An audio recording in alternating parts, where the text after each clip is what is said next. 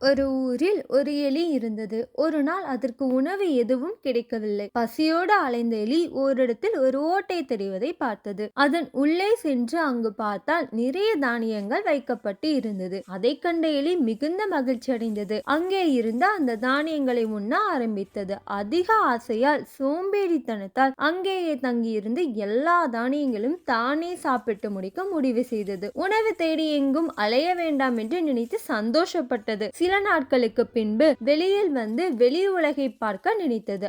ஆனால் வேலை செய்யாமல் இருந்து சாப்பிட்டதினால் உடம்பு மிகவும் பெருத்து விட்டது. இப்போது அதனால் அந்த ஓட்டை வழியாக வெளியே வர முடியவில்லை. அங்கேயே மாட்டிய போது அங்கே வந்த இன்னொரு எலி துளைக்குள் இருந்த எலியை பிடித்து வெளியே இழுத்தது. அப்போதுதான் நாம் மட்டும் நல்லா இருக்க வேண்டும் என்று நினைத்து மற்றவர்களை விட்டுவிட்டால் அது இறுதியில் நம்மை பாதிக்கும் என்பதை அந்த ஓட்டையில் மாட்டிய எலி உணர்ந்தது. இரண்டு எலிகளும் அங்கிருந்து ஓடிவிட்டன. நீதி: பேராசை பெருநஷ்டம். மற்றும் ஒரு இனிமையான கதையோடு நாங்கள் உங்களை சந்திக்கிறோம். லைக் மற்றும் சப்ஸ்கிரைப் பண்ணுங்க மக்களே. வீடியோ பார்த்த அனைவருக்கும் நன்றி.